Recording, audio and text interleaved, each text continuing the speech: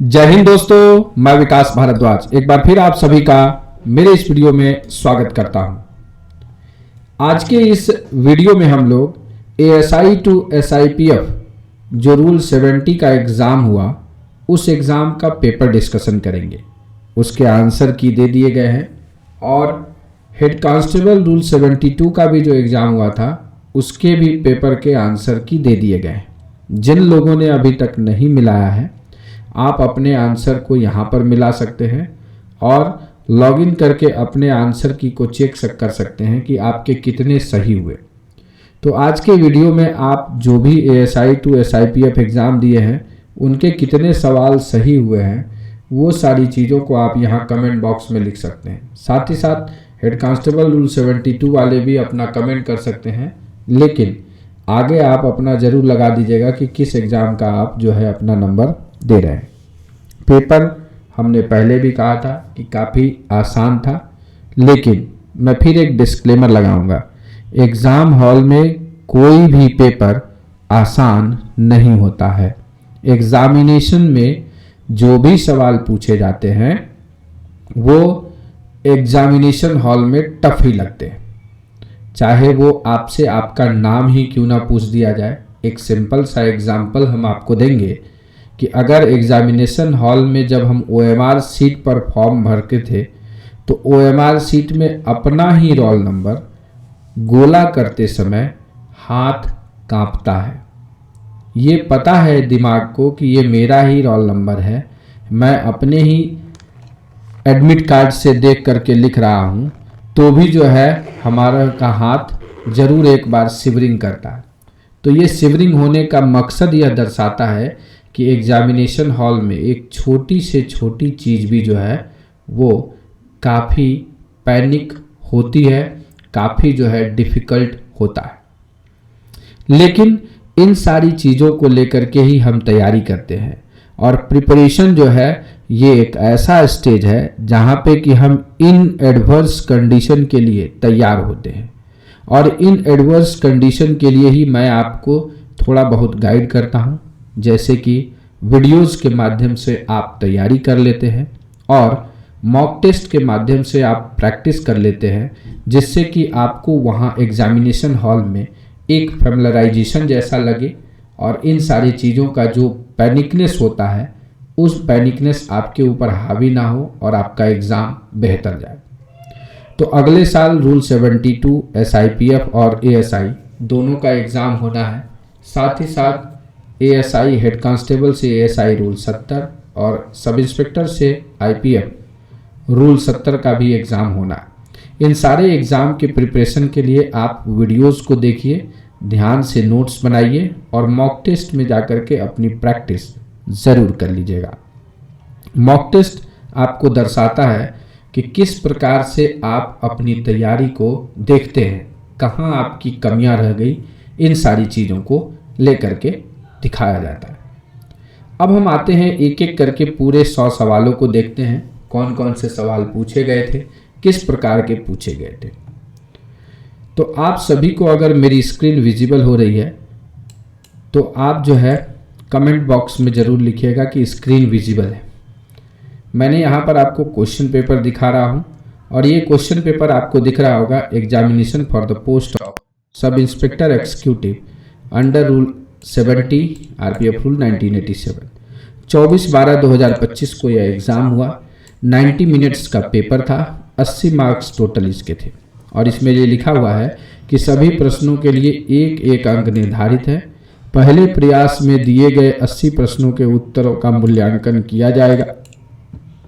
गलत उत्तरों के लिए कोई नकारात्मक अंकन नहीं है, मतलब रूल 70 में जो है नेगेटिव मार्किंग नहीं होता है। 100 प्रश्नों में से किन्हीं 80 प्रश्नों का ही उत्तर देना अनिवार्य है, 80 से अधिक प्रश्नों का उत्तर नहीं दे सकते हैं। तो ये कुछ ऐसे डिस्क्लेमर थे जिसको बताया गया। 2 भागों में पेपर बटा रहता है। ग्रुप ए में आपको राजभाषा और ग्रुप बी में आपको जो है अदर बाकी प्रोफेशनल स्किल्स के सवाल पूछे जाते हैं, मैथ रीजनिंग सब मिला के। तो राजभाषा का जो है इसमें पहला सवाल पूछा कि which article of the Indian constitution declares Hindi as the official language. तो हिंदी को भारत की ऑफिशियल लैंग्वेज राजभाषा जो है वो आर्टिकल 343 के तहत जो है ये कहा गया है। तो ऑप्शन नंबर ए इसका सही हो जाएगा। English shall continue to be used for official purpose under which act, किस एक्ट में ये कहा गया कि हिंदी के साथ साथ अंग्रेजी को भी ऑफिशियल पर्पस के लिए कंटिन्यू किया जाएगा? तो ये राजभाषा अधिनियम 1963 में इसको कहा गया है। आगे अगर देखें तो which article encourage the development of Hindi, Hindi के विकास के लिए बढ़ावा देने वाला अनुच्छेद कौन सा है? क्या वो 348 है, 351, 342, 360? तो अगर हम देखें तो 343 से लेकर 351 तक ही होता है, 360 तो जाता ही नहीं है राजभाषा का, तो ये ऑप्शन ऐसे ही कट हो जाता है। और राजभाषा के विकास के लिए जो है 351 जो है ये आर्टिकल डील करता है। वहीं how many reasons are there under the official language rule, राजभाषा नियमों के अंतर्गत कुल कितने क्षेत्र बताए गए हैं? तो ए, बी और सी 3 क्षेत्र बताए गए हैं। हिंदी में क, ख और ग क्षेत्र बताए गए हैं। जिन लोगों का फर्दर एग्जाम है, अगर वो इस लाइव सेशन में आए हैं तो इस सेशन में आप ये ध्यान दीजिएगा कि कितने सवाल आपसे बन रहे हैं, कौन कौन से पार्ट आपसे नहीं बन रहे हैं। तो इन चीज़ों को लेकर के आप ध्यान दीजिएगा, क्योंकि आप भी इस एग्ज़ाम में बैठने वाले हैं और इसी प्रकार के सवालों से होकर के आपका भी सिलेक्शन गुजरने वाला है। अगला 5वां सवाल देखें तो हिंदी डे, हिंदी दिवस कब मनाया जाता है? इज सेलिब्रेटेड ऑन, तो हिंदी दिवस क्या 15 अगस्त को, 14 सितंबर को, 26 जनवरी को या 2 अक्टूबर को? तो बहुत ही सिंपल सवाल बट मोस्ट इंपॉर्टेंट, 14 सितंबर को क्या हिंदी दिवस मनाया जाता है। कह रहा है how many languages are included in 8th schedule, एकदम सिंपल सा सवाल है कि संविधान की जो 8वीं अनुसूची है उसमें कुल कितनी भाषाएं शामिल हैं? क्या वो 18 है, 20 है, 22 है या 24 है?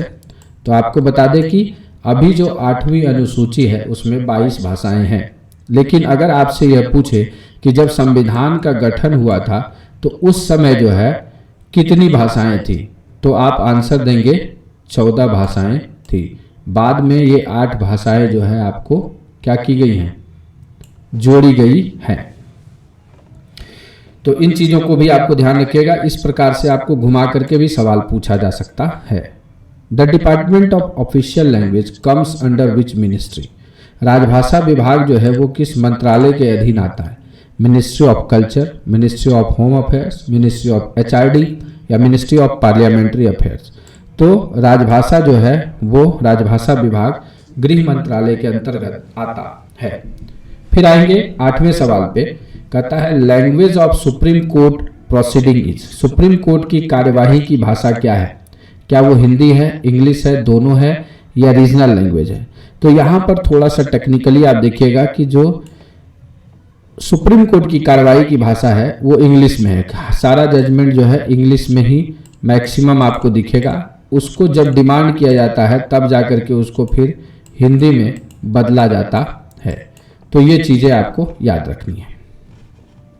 आगे कहता है what is the script of Hindi, तो हिंदी की लिपि क्या है? रोमन, देवनागरी, उर्दू या गुरुमुखी? तो बहुत ही आसान सवाल, हिंदी क्या है? देवनागरी लिपि है। Which state comes under B region of राजभाषा, राजभाषा के ख क्षेत्र के अंतर्गत कौन आते हैं? दक्षिण भारत, उत्तर पूर्व, हिंदी भाषी राज्य या आंशिक रूप से हिंदी भाषी क्षेत्र? तो हिंदी भाषी राज्य क्षेत्र जो है वो मैक्सिमम आपको ए में आ जाता है। वहीं सी में आपको जो है दक्षिण भारत वाले जो है जहां पर नॉन हिंदी वाले वो है। आंशिक रूप से हिंदी भाषी क्षेत्र जो है वो आपको राजभाषा के बी रीजन में आता है। तो ये कुल 10 राजभाषा के सवाल थे जो कि टेक्निकली आपको आसान दिखेंगे जब आप इन चीज़ों को पढ़े रहेंगे। अगर आप इसको बढ़िया से नहीं पढ़े हैं तो आपको ये भी सवाल गलत होने के पूर्ण संभावना रहती है।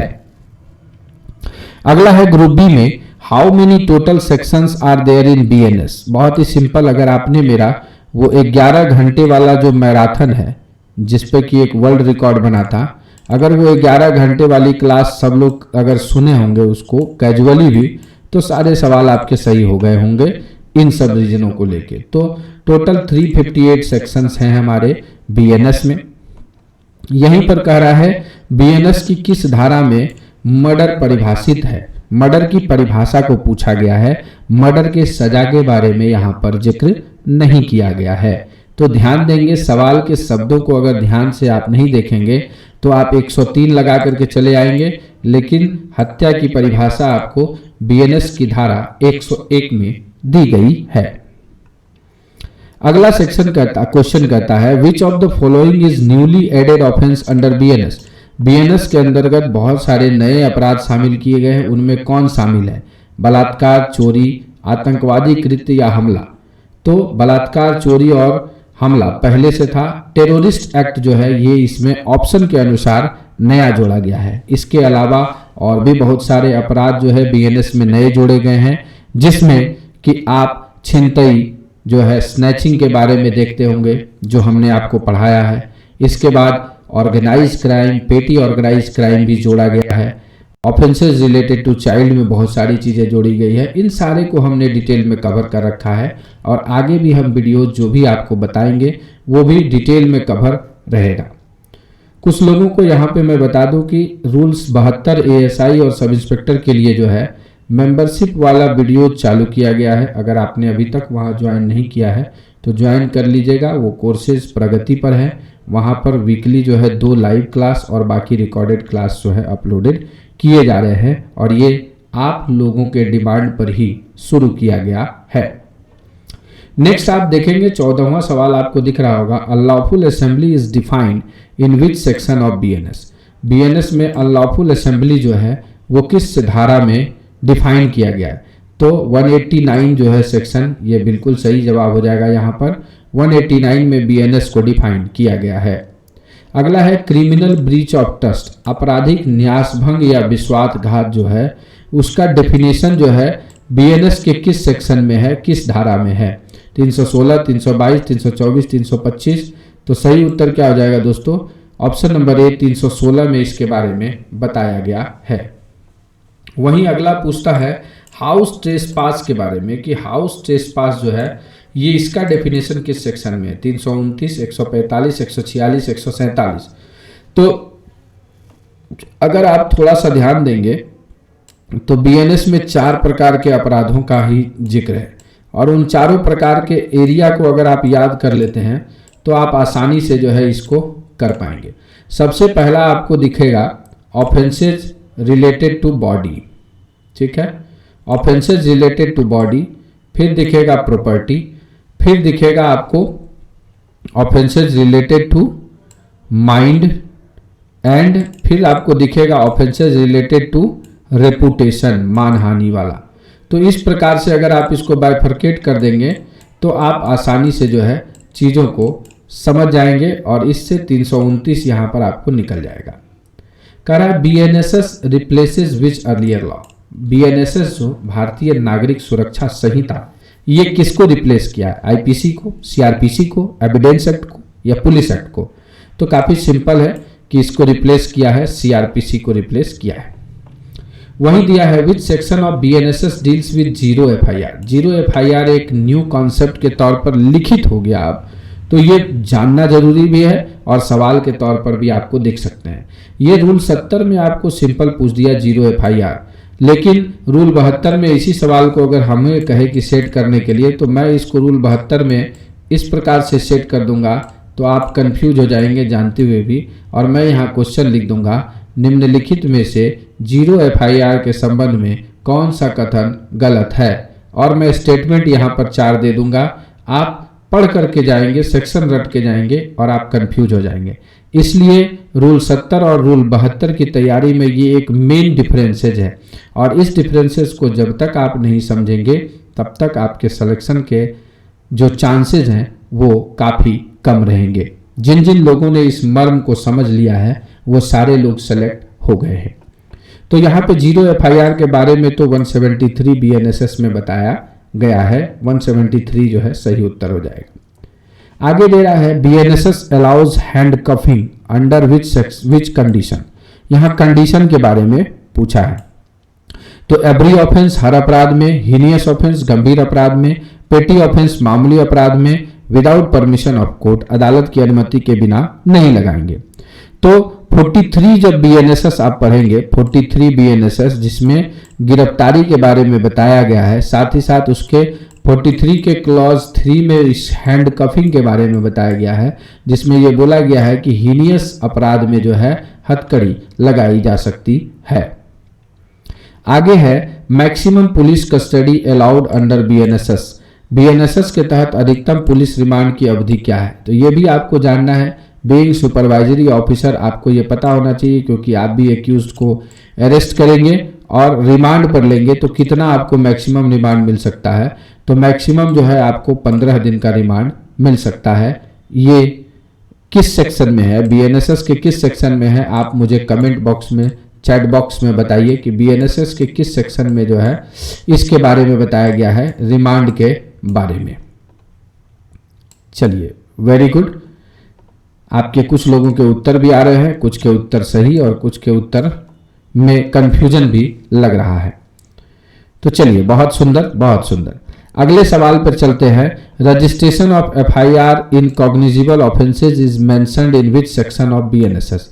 संज्ञेय अपराधों में एफआईआर दर्ज करने का उल्लेख बीएनएसएस के किस धारा में दिया गया है। तो सीधी सी बात है, ये एफआईआर, इसको शॉर्टकट में बोला जाता है, और एफआईआर का सेक्शन कौन सा है, तो बीएनएसएस में जो है एफआईआर का सेक्शन है 173। तो यहाँ पर ऑप्शन में अगर 173 दिख रहा है तो ये इसका सही उत्तर हो जाएगा। अगला बोलता है question number 22, medical examination of person arrested is defined under BNSS section.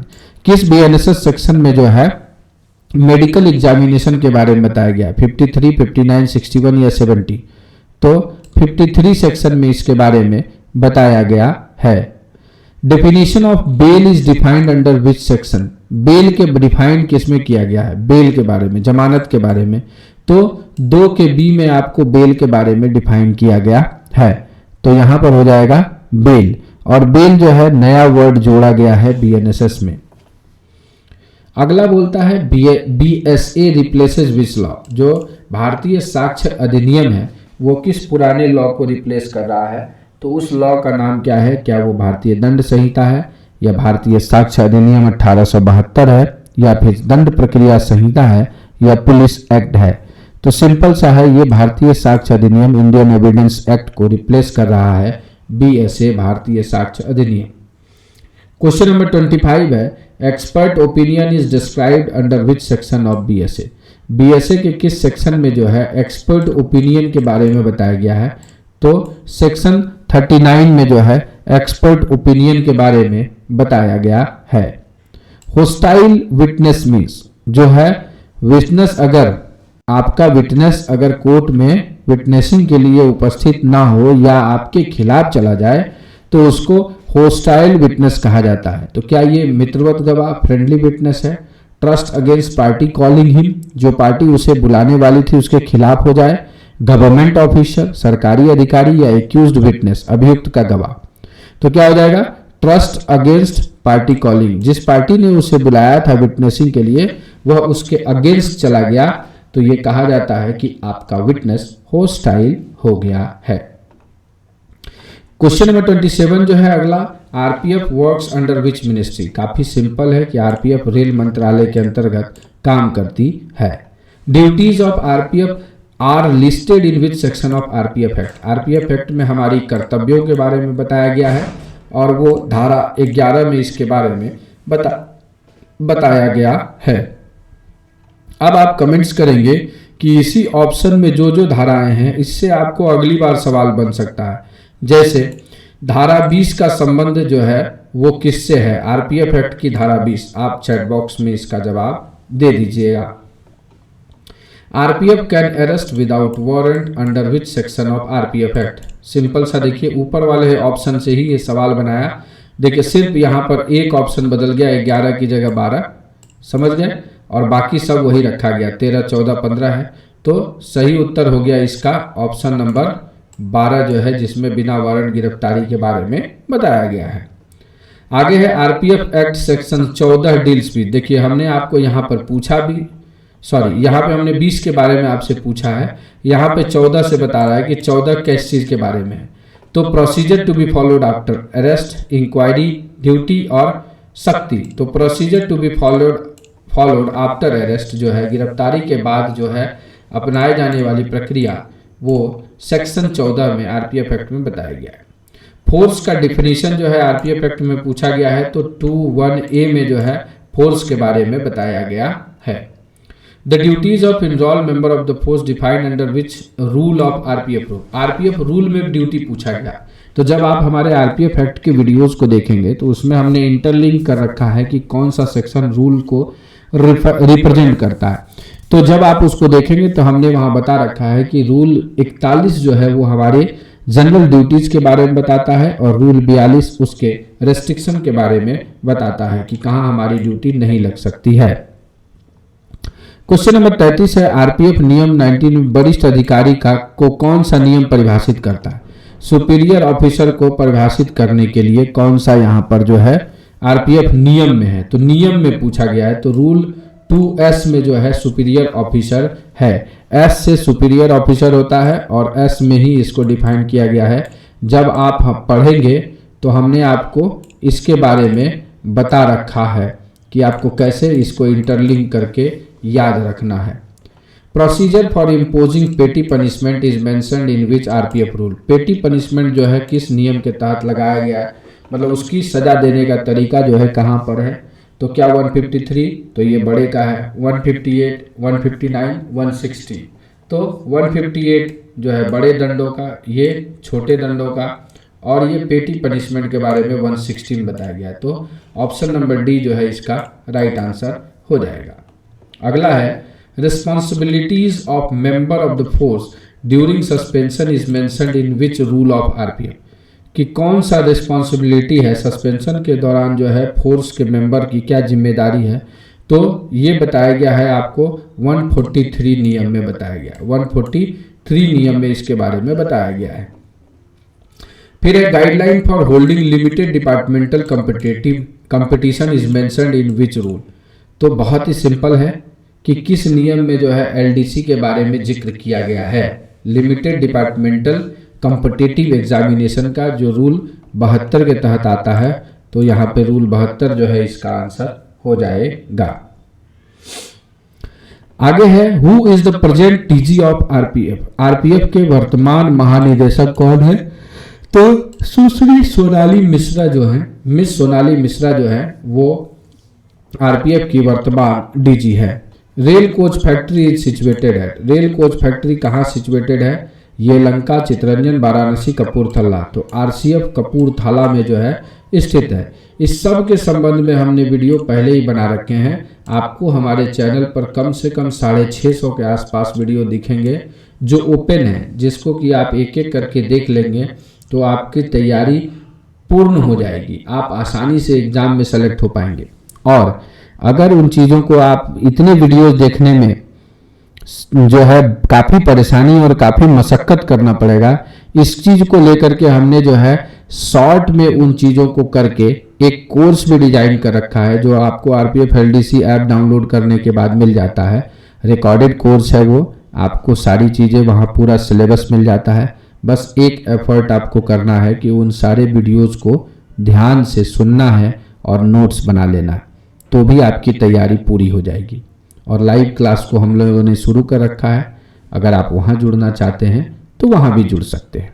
तो चलिए चलते हैं अगले सवाल पर, वो है सेक्शन 39 में, सॉरी क्वेश्चन नंबर 39 है, who heads a railway zone. Zone का प्रधान कौन होता है? तो सबको पता है, जोन का प्रधान जनरल मैनेजर होते हैं, जीएम होते हैं।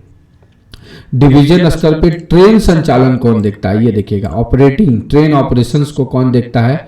तो वो डोम देखते हैं, सीनियर डोम, डीओएम हम लोग उसको बोलते हैं, डिविजनल ऑपरेटिंग मैनेजर। ठीक है। Care maintenance and inspection of small arms is described in standing order number. तो ये आर्म्स एमुनेशन के बारे में विभाग अभी थोड़ा सा जो है अपने को स्ट्रिक्टनेस दिखा रहा है, इसलिए इसके सवाल पूछे जा रहे हैं ताकि आप इन चीज़ों को जान जाएं और काम सही ढंग से कर पाए। तो इसका आंसर क्या हो जाएगा? स्टैंडिंग ऑर्डर 61 जो है ये इसका आंसर हो जाएगा। डॉग स्क्वाड के मैनेजमेंट के बारे में कौन सा स्टैंडिंग ऑर्डर है, क्या वो 80 है, 82, 84 या 86 है? तो डॉग स्क्वाड के बारे में 84 में बताया गया है। आइए आगे चलते हैं। Guideline on train squad is described in directive. अब डायरेक्टिव को पूछा गया तो डायरेक्टिव 33 आपको बहुत चर्चा में है, ट्रेन स्क्वाडिंग के संबंध में ये बताता है। तो जितने भी रिलेटिव सवाल हैं उसी को पूछा गया है। आपको दिखने में बड़े आसान लग रहे हैं, मुझे आसान लग रहा है क्योंकि मैंने 72 बार पूरे सिलेबस को पढ़ रखा है, इसलिए मुझे आसान लग रहे हैं। बहुत से सवाल मुझे भी अभी जो है थोड़े बहुत डाउट हो जाते हैं एक बार में, क्योंकि इतने इन्फॉर्मेशंस हैं दिमाग में कि वो कभी कभी इन्फॉर्मेशन क्लैशेज हो जाते हैं और सही चीज़ भी, आसान चीज़ में भी कंफ्यूज हो जाता हूँ। तो आपको दिख रहे हैं बड़े आसान सवाल, लेकिन टेक्निकली ये सवाल बहुत अच्छे सेट किए गए हैं और ये जानना भी आपको बहुत ज़रूरी है बीइंग सुपरवाइजरी ऑफिसर। आगे है transfer of member of the force is described in directive number. ये भी बहुत चर्चा में रहा डायरेक्टिव। इस डायरेक्टिव के आने के बाद जो है बहुत सारे लोगों में खलबली मची, वो था डायरेक्टिव 58 में, जिसमें ट्रांसफर के बारे में बताया गया है। आरपीयूपी एक्ट के बारे में सवाल पूछा कि which force is empowered to enforce RPUP act. RPUP act को कौन फोर्स लागू करता है? तो हम लोगों को करना है रेलवे सुरक्षा बल आरपीएफ को। Unlawful position of railway property is punishable under which section of RPUP act. RPUP act में अनलॉफुल पोजीशन के लिए जो है वो धारा 3 में बताया गया है। आप मुझे कमेंट में बताइए चैट बॉक्स में कि कनाइवेंस के लिए कौन सा सेक्शन लगाया जाएगा। ठीक है। Offence under RPUP act RPUP act के अंतर्गत जो अपराध हैं, क्या वो संज्ञेय हैं, असंज्ञेय हैं, दोनों हैं या कोई नहीं है? तो जब धारा 5 हम पढ़ते हैं तो बताता है कि इस अधिनियम के तहत जो अपराध है वो असंज्ञेय अपराध होंगे। The RPUP act came into force in which year. RPUP act जो है 1966 में बना और 66 में ही ये लागू हो गया है। वहीं आइए maximum imprisonment under section 3 of RPUP act. RPUP act के धारा 3 के तहत जो है मैक्सिमम सजा कितनी है? तो 5 साल है, इसमें मैक्सिमम सजा का जिक्र किया गया है। क्वेश्चन नंबर 50 जो है under RPUP act who conducts inquiry after arrest. कौन करता है? जीआरपी या RPF officer not below ASI rank, सहायक उप निरीक्षक से कम ना हो, लोकल पुलिस या मजिस्ट्रेट। ऑप्शन के अनुसार देखें तो ये हटा, ये हट गया, तो एक ही ऑप्शन बचता है, option number B is the right answer. RPUP act extend to. RPUP act का विस्तार कहाँ है? केवल रेलवे स्टेशन, केवल ट्रेन, केवल रेल कार्यशालाएं। तो हमने आपको बताया है कि जहां पर केवल आ जाए उसको 99.9% गलत मान लेना है और आपका आंसर निकल गया समस्त भारत में। वैसे आसान सवाल है, आप इसको ऐसे भी हल कर लेंगे। मतलब इस तरह बताने का मकसद है कि जो रूल हमने बताए हैं आपको, वो रूल कॉमन है और वो रूल काम करता है। चलिए, अगर आपको ये केवल वाला रूल अच्छा लगा तो वीडियो को लाइक करिएगा। जितने लोग आ गए हैं फटाफट आप अपने जो है चैट बॉक्स में लिखिएगा यस सर, गुड, या जो है लाइक टाइप करिए। लाइक आप टाइप कर दीजिए चैट बॉक्स में कि आप लाइक किया। ये when was railway act in force. Railway act कब लागू हुआ है? तो 1989 में जो है रेलवे एक्ट लागू हुआ। क्वेश्चन नंबर 53 है रेलवे एक्ट से। देखिए सवाल लाजमी है, ये पूछा जाना है। RPF act, RPUP act, rule, ये एकदम ऐसे सवाल हैं जब पोर्शन है जहां से आपको कि सवाल निश्चित दिखते हैं। तो रेलवे एक्ट में पूछ रहा है travelling without ticket. Without ticket जो है पनिशेबल है 137 में। बहुत ही सिंपल सवाल, पहला ही जो है अध्याय 15 का यह अधिनियम का धारा है। Being found intoxicated in railway premises is punishable under which section of railway act। अगर नशे या मत्तता की हालत में जब आपको पाया जाता है तो आपको 145 सेक्शन लगाया जाता है रेलवे एक्ट का। अब हम आते हैं tampering with railway tracks. Tampering with railway tracks, सवाल को आप पढ़िए क्या है इसमें। सवाल है आपको tampering with railway tracks falls under which section of railway act. तो टेम्परिंग आपको धारा 150 में इसके बारे में बताया गया है। Unauthorise carrying of dangerous goods is punishable under which section of railway act. Dangerous goods जो है 164 में इसके बारे में बताया गया है।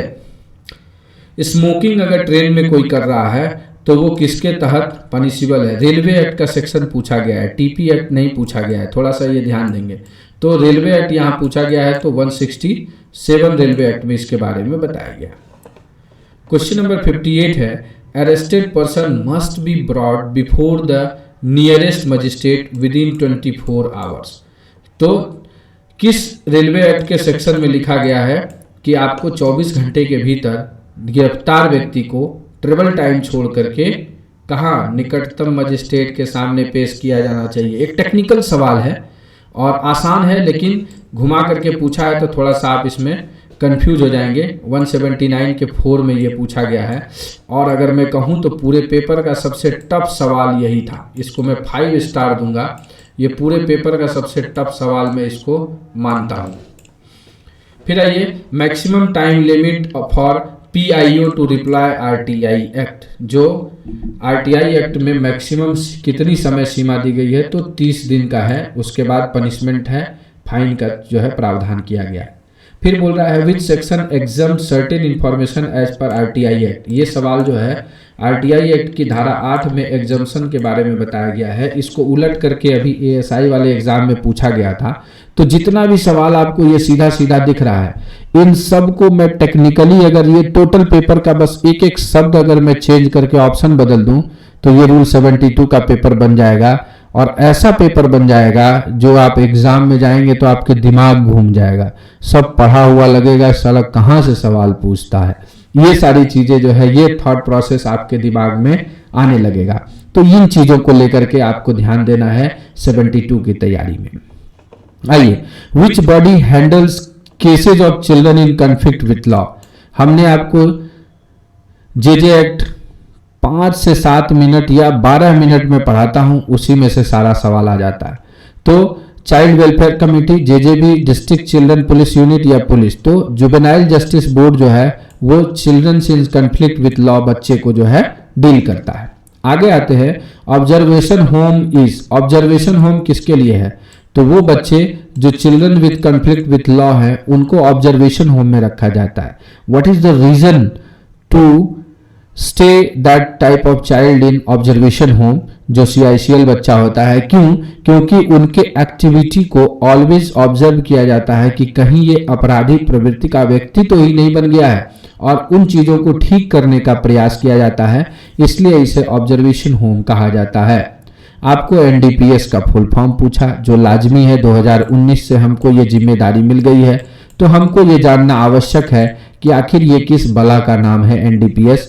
तो पूरा नाम है narcotic drugs and psychotropic substance act जो है NDPS। वहीं आपको कोटपा का फुल फॉर्म पूछ दिया इस बार, जो कि सबसे, इसको भी फुल फॉर्म में मैं थोड़ा सा टफ मानूंगा। कोटपा हो गया cigarettes and other tobacco product act. वैसे इसका नाम बहुत बड़ा लंबा चौड़ा नाम है, लेकिन इसको शॉर्ट में हम कोटपा बोलते हैं, cigarette and other tobacco product act. Which court tries cases under prevention of corruption act. जो PC एक्ट के अंतर्गत जो भी केसेज होते हैं उसको कौन ट्राइज करता है, क्या judicial magistrate, special court, chief judicial magistrate, executive magistrate. अगर डिबेट के विषय में जाएं तो ये किसी भी कोर्ट में जो है इसका ये हो सकता है, सिर्फ जुडिशियल मजिस्ट्रेट एक्सिक्यूटिव मजिस्ट्रेट को छोड़ करके। लेकिन अकॉर्डिंग टू द ऑप्शन जो है सबसे जो है सटीक होगा वो होगा हमारा स्पेशल कोर्ट। वही है क्लास A फायर इन्वॉल्व्स। 5 प्रकार के फायर होते हैं, ABCDE आपको पढ़ाया गया है और बताया भी गया है। उसमें से एक सिंपल पूछा कि क्लास A फायर में कौन आते हैं, तो solid like would and paper, ठोस जो है, ठोस पदार्थ की आग जो है वो क्लास A में होता है। डिजास्टर से एक सवाल पूछा, दैट इज NDA में national disaster management authority, national disaster management authority. तो इन चीजों को आपको ध्यान से देख करके ये इसका सही उत्तर हो जाएगा। फिर फुल फॉर्म पूछा ARMB। अगर आप जाकर के अभी YouTube पर इस चैनल पे सर्च करेंगे एब्रिविएशन या full form video RPF LDC, तो आपको जो 2 वीडियो आएंगे उन दोनों वीडियो में ये दोनों फुल फॉर्म आपको मिल जाएंगे। वो है एक्सीडेंट रिलीफ मेडिकल वैन जो है, इसका ARMB का फुल फॉर्म है। क्वेश्चन नंबर 69 है, which of the following is an example of low explosive. Low explosive कौन है इसमें? TNT, gun powder, RDX, PTNT. सही उत्तर हो जाएगा gun powder. Who registered missing luggage complaint in 10। Missing luggage complaint का कौन करेगा? तो जीआरपी करेगी इसके बारे में। जो भी पैसेंजर रिलेटेड क्राइम है, it deals by the government reserve police, GRP. आगे है फुल फॉर्म ऑफ आरटीटी, आपको पता होना चाहिए। रनिंग ट्रेन थेफ्ट जो है इसको कहा जाता है, आरटीटी को रनिंग ट्रेन थेफ्ट। इसके बाद आपको पूछा गया what is the full form of DRS. आप जो फुल फॉर्म वाला वीडियो देखेंगे उस सब इसमें ये कवर किया हुआ है। Deficiency in rolling stock card जो है इसको डीआरएस कार्ड कहा जाता है। अब यहां पे देखिए, आपको यहां पर deficiency in rolling stock card है, damage in rolling stock card, ये भी देख लीजिएगा, ये कंफ्यूज करने के लिए दिया गया है। Deficiency in rolling stock card जो है वो डीआरएस कार्ड होता है। आइए 73 नंबर क्वेश्चन है, commission of theft from a wagon of a booked consignment between two outer signal of the same station. देखिएगा, सेम स्टेशन के आउटर सिग्नल पे जब चोरी होगा तो वो क्या हो जाएगा? It's consist in yard theft, yard चोरी में वो आएगा। तो क्राइम ऑन रेलवेज का ये सवाल है। हम लोग जानते हैं कि ये प्रकार की चोरियां होती हैं हमारे पास बुक कंसाइनमेंट की, आरटीटी, वाईटी, जीपी, पीटी और पिलफरेज। आगे है what is the first stage of crime to occur. पहला क्या स्टेज है? सिंपल सा है, मिनसीरिया या इंटेंशन। तो हमने आपको क्राइम का सिंपल सा बताया है, इंटेंशन करेगा, कोई व्यक्ति इरादा करेगा, फिर उसके लिए प्रिपरेशन करेगा, फिर अटेम्प्ट करेगा, फिर कमीशन होगा। तो ये हो जाएगा फर्स्ट स्टेज, इंटेंशन या मेंसरिया भी उसको कहते हैं, मेंसरिया। रेलवे का यूनिफाइड हेल्पलाइन नंबर है जो कि सभी लोग जानते हैं, जवान जवान पे है 139, जिसको कि रेल मदद के नाम से भी हम लोग जानते हैं। चलिए, तो आरएसएमएस का फुल फॉर्म पूछ लिया, बहुत अच्छा सवाल है। मैक्सिमम लोग गलती कर देते हैं इसमें, रेलवे प्रोटेक्शन इसको बोलते हैं, रेलवे सिक्योरिटी मैनेजमेंट सिस्टम बोल देते हैं, लेकिन इसका सही उत्तर है आरपीएफ सिक्योरिटी मैनेजमेंट सिस्टम।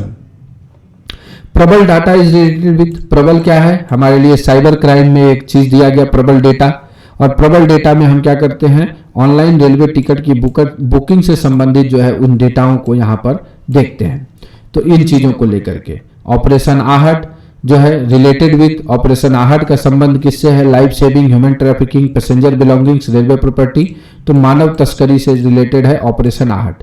तुरंत चैट बॉक्स में आप लिख दीजिए कि ऑपरेशन आहट से रिलेटेड सिक्योरिटी सर्कुलर कौन सा था? सिक्योरिटी सर्कुलर, फटाफट कमेंट कर दीजिए आप कि सिक्योरिटी सर्कुलर कौन सा था। वेरी गुड, आपके कमेंट्स आ रहे हैं, अच्छी बात है। और सिक्योरिटी सर्कुलर 3/22 जो भी है वो सही हो जाएगा। चलिए, RPF conduct inquiry of UD case under which rule, किस रूल के तहत करती है? तो आरपी ये है म्यू रूल जो है 2020 के तहत करता है। तो ये शॉर्टकट में यहाँ पर लिखा हुआ है, इस कारण से इसको यहाँ पर है। हम लोग जो है इस एक्ट को भी डिटेल में आपके लिए वीडियो हम जरूर बना देंगे। पहले शायद बनाया हुआ है ये वीडियो, एक बार प्लेलिस्ट में देख लीजिएगा, लेकिन थोड़ा सा और उसमें इन्हेंसमेंट की आवश्यकता है, उसको हम इन्हेंस करके आपके सामने लेकर के आएंगे। क्वेश्चन नंबर 80 आपके पास है, चाइल्ड लाइन नंबर सिंपल सा याद रखना है, 1098 is the child line number. तो 1098 इज द राइट आंसर। अब यहाँ है who is the father of the nation of India, राष्ट्रपिता Mahatma Gandhi. Longest river in India, सबसे लंबी नदी गंगा है। Who wrote the national song, राष्ट्रीय गीत किसने लिखा? तो बंकिम चंद्र चट्टोपाध्याय ने लिखा, या चटर्जी कहिए। Who is known as missile man, तो डॉक्टर एपीजे अब्दुल कलाम। बहुत ही सिंपल सवाल। When is world human rights day celebrated, तो 10 दिसंबर को ह्यूमन राइट्स मनाया जाता है, क्योंकि इसी दिन ह्यूमन राइट्स डिक्लेरेशन जो है यूएन में पास किया गया था, तो इसलिए ये मनाया जाता है। आगे है अयोध्या राम मंदिर किस नदी के किनारे है? तो सबको पता है राम जी का जन्म सरयू नदी के किनारे हुआ था। Who won the ICC women's ODI world cup, Bharat की महिला ने जीता है, और ये काफ़ी चर्चित है हरमनप्रीत कौर की मेजबानी में, तो इसलिए ये सवाल पूछ लिया गया। In the recent election Indian election context SIR का बवाल पूरे भारत में है, तो इसका फुल फॉर्म पूछ लिया कि व्हाट इज SIR, तो स्पेशल इंटेंसिव रिवीजन जो है ये SIR का फुल फॉर्म है। Which is the highest statue in India, तो सबको पता है अहमदाबाद में जो statue of unity Sardar Vallabh भाई पटेल का बना है वो भारत की सबसे ऊंची मूर्ति है। Who won the first Nobel prize for India, तो डॉक्टर रविंद्रनाथ टैगोर जो है उन्होंने जो है ये जीता है पहला नोबेल प्राइज इंडिया के लिए। अब ये कुछ रीजनिंग के सवाल कहिए, तो मेंटल एबिलिटी जिसको बोलते हैं उसके सवाल है। 40 का 320, 40 का 320 का जो है 320 का 40% कितना हो जाएगा, तो 32 को 4 से गुना कर दीजिए तो 128 हो गया। कहता है यदि किसी संख्या का 3/5 भाग 27 है तो संख्या क्या है, तो संख्या हो जाएगा 9×5 = 45। वहीं कैट को अगर 3120 लिखा गया है, 3120 लिखा गया है, तो डॉग को क्या लिखा जाएगा, तो आप देखेंगे C तीसरे नंबर पे आता है, A पहले नंबर पे आता है और T 20वें नंबर पे आता है, तो D आपको चौथे नंबर पर आता है।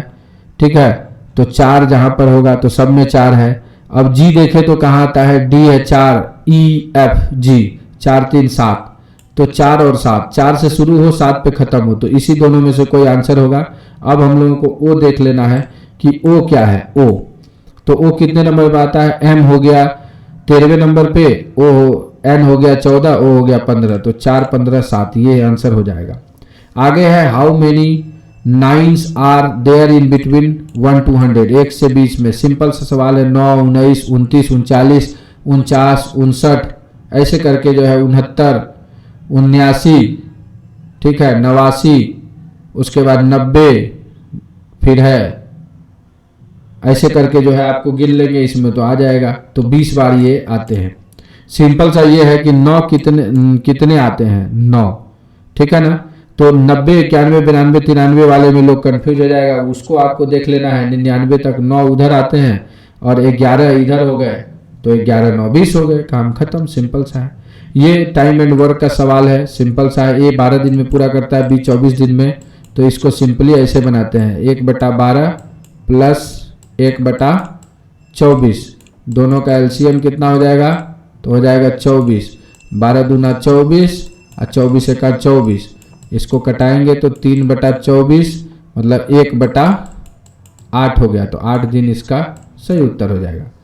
फिर आइए A 22, एक आदमी 40 पेन 50 में बेचता है तो लाभ प्रतिशत कितना हो गया, तो सिंपल सा बात है 40 पेन एक आदमी 40 रुपए की पेन 50 में बेचता है तो 10 रुपए का लाभ हो गया, तो लाभ प्रतिशत बराबर होता है लाभ गुना 100 बटा मूलधन।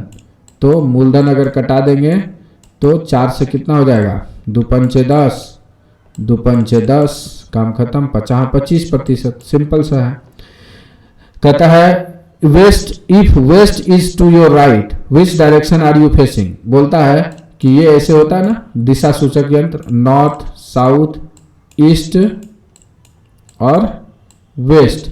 इसमें बोलता है कि आप अगर पश्चिम आपका दाईं ओर है तो आप किस दिशा की ओर मुख करके खड़े हैं, तो अगर हम दक्षिण की तरफ देखेंगे तो हमारा मुख इधर होगा और पश्चिम हमारा दाहिनी तरफ हो जाएगा, तो दक्षिण इसका आंसर हो जाएगा। और क्या, फिर बोलता है एक बॉय 10 किलोमीटर ईस्ट में जाता है, ईस्ट में गया, फिर जो है 10 मीटर नॉर्थ में जाता है, फिर 10 मीटर वेस्ट में जाता है,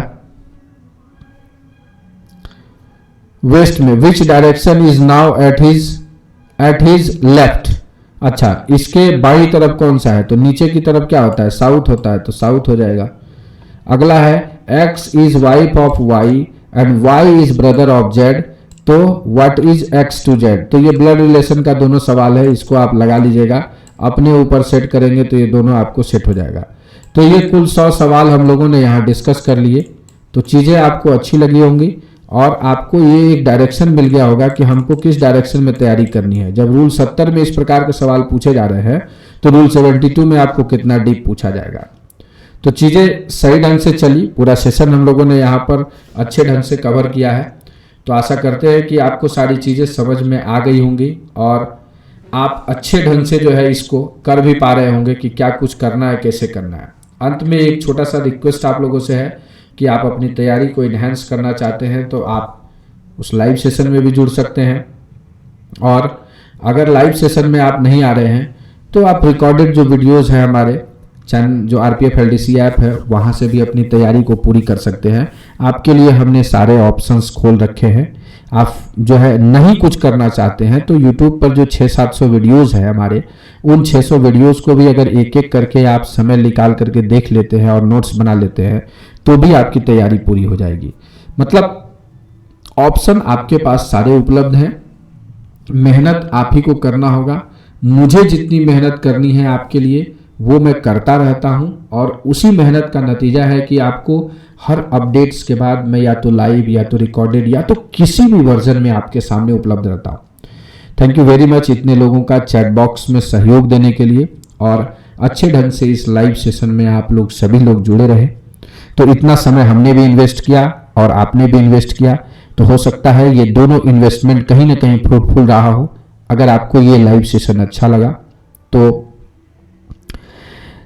लाइक कर दीजिएगा वीडियो को। साथ ही साथ चैनल पे बहुत सारे लोग जो है अनसब्सक्राइब करके जा रहे हैं क्योंकि वो बन गए तो उनको अब इसकी ज़रूरत नहीं है। तो जो नए लोग जिनको इस चैनल की आवश्यकता है उनको ज़रूर रेफर करिएगा ताकि वो इस चैनल पे जुड़ जाए और कहीं ना कहीं यहाँ से तैयारी करें और उनकी तैयारी में मेरा थोड़ा बहुत योगदान रहे। मुझे कोई और मैं क्रेडिट के लिए काम ही नहीं करता हूँ। मुझे बस काम करना अच्छा लगता है, आप लोगों के साथ जुड़ना अच्छा लगता है, लोगों की ज़िंदगी में इम्पैक्ट लाना अच्छा लगता है, क्योंकि sharing is caring and caring gives you happiness. अगर आप कोई चीज़ शेयर करते हैं तो वो बहुत ही अच्छा होता है, आपको भी पीस देता है, सामने वाले को भी पीस देता है, उसके जीवन में भी बहुत सारी चीज़ें बदलाव आती हैं। अंत में रिक्वेस्ट एक ऐसा रहेगा कि जितने भी लोग सेलेक्ट हो गए हैं उनसे ये रिक्वेस्ट है और उनसे मैं ये कमिटमेंट भी चाहूँगा कि अपने अगल बगल अगर कोई भी एस्पिरेंट है, कोई भी तैयारी करना चाहता है तो उसे आप गाइड करिए, जितना हो सकता है आप गाइड करिए। अगर आप गाइड नहीं कर सकते तो उसको डायरेक्शन जरूर बता दीजिए कि हमने ये काम किया, ऐसे किया, यहाँ से किया, वहाँ से किया। जो भी आपने किया अपनी सफलता के लिए, उस सफलता के मूल मंत्र को जरूर दिल से शेयर करिएगा। एक दो बार आप शेयर करिएगा, आप देखिएगा आपके अगल बगल किसी को सफलता अगर मिल जाती है, फिर उस सफलता का जो स्वैग होता है ना, वो हैंगओवर आपके ऊपर चढ़ जाएगा। और मेरे ऊपर भी वही हैंगओवर चढ़ा है। मैंने भी 2-4 लोगों को हाथ पकड़ करके शुरू में तैयारी करवाया और उनको पढ़ाया, वो सफल हो गए। जब वो सफल हुए तो मुझे लगा कि मेरे अंदर ये हुनर है और उस हुनर को और लोगों तक पहुंचाना चाहिए और लोगों तक पहुंचना चाहिए। तब जाकर के ये ऑनलाइन प्लेटफॉर्म का माध्यम हमने चुना और आज जो है आप लोगों के बीच में यहाँ पर जुड़ पाता हूँ। आप लोगों का स्नेह मिलता है, आप लोगों का सम्मान मिलता है, आप लोगों का सहयोग है और ये सारी चीज़ें हैं जो इतने दिनों से चलती आ रही है। तो इसी प्रकार से आप अपना सम्मान, अपना स्नेह और अपना साथ जो है बनाए रखिएगा ताकि ये आरपीएफ एलडीसी का परिवार जो है वो एक परिवार की तरह काम करता रहे। मैं सारे आरपीएफ को, पूरे आरपीएफ को मैं अपना एक परिवार मानता हूँ और वो परिवार के हमारे सदस्य हैं। अगर एक को दुख होता है तो मुझे दुख होता है और इन चीज़ों को लेकर के मैं अक्सर काम करते रहता हूँ। तो thank you very much and at last यही चीज़ कि आप अपनी तैयारी में व्यस्त हैं, जिंदगी में मस्त हैं। इस लाइव सेशन में आप सभी लोगों का बने रहने के लिए दिल से धन्यवाद। अब हम लोग इस लाइव सेशन को यहीं पर एंड कर रहे हैं। Thank you very much for joining in this session.